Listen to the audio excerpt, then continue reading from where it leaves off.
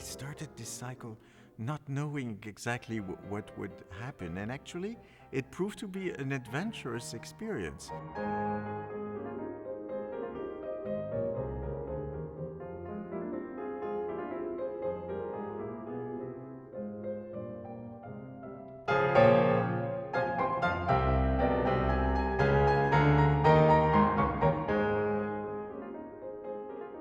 Recording this music is an incredible experience and renewing experience for your personality as a musician as a whole, because he is so maybe the most emblematic composer as a figure, but also with so many cliches about him.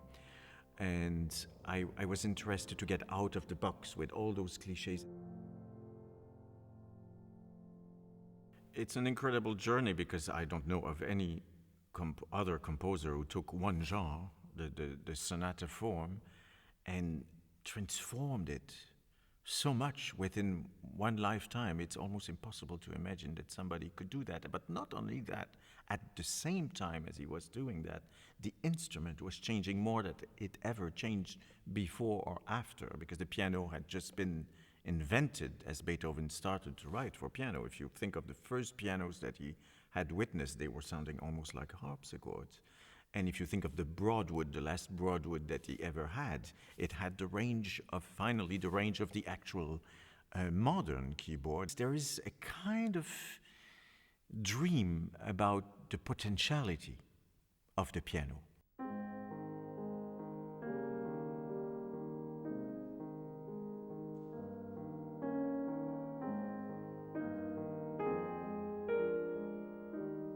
One of the first, if not the first ever shock with classical music, that's how I discovered it, was my grandmother playing the Pathétique Sonata.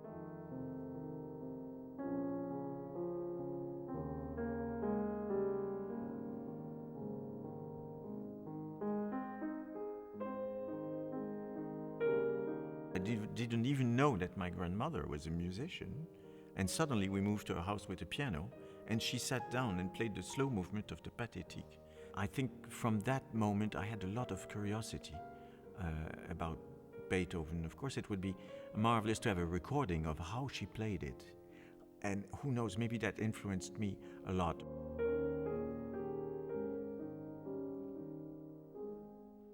Everything he did with the sonata form it expanded, it took so many directions that all the German composers after him were reluctant to write sonatas because they didn't know how they could, cope with it.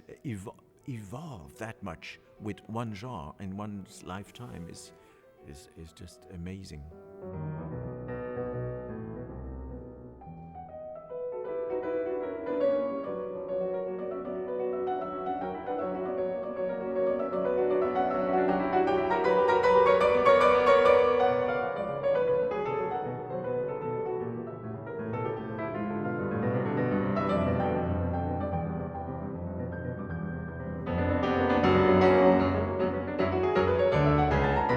It's amazing that this man could do this with, of course, a very limited sense of hearing.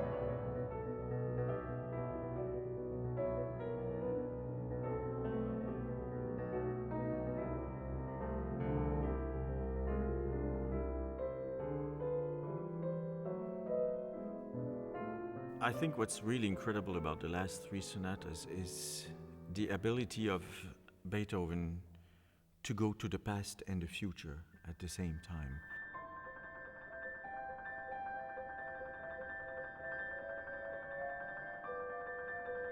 In Opus 111, he takes a genre which he has exploited a lot, the theme and variations, and goes to the extreme with that.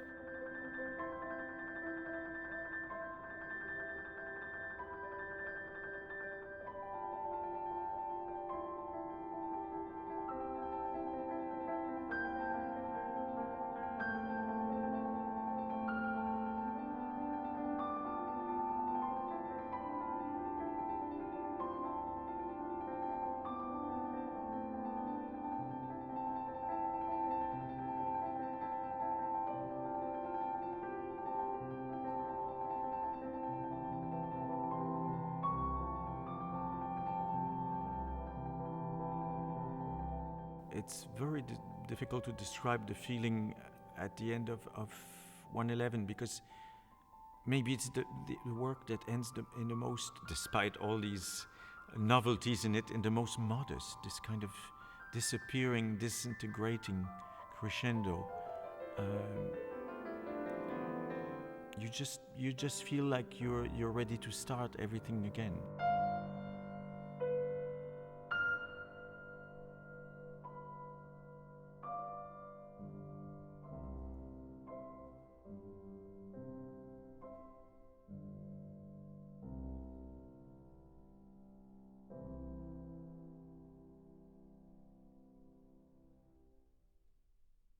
All these physical and emotional terms are left out when you finish.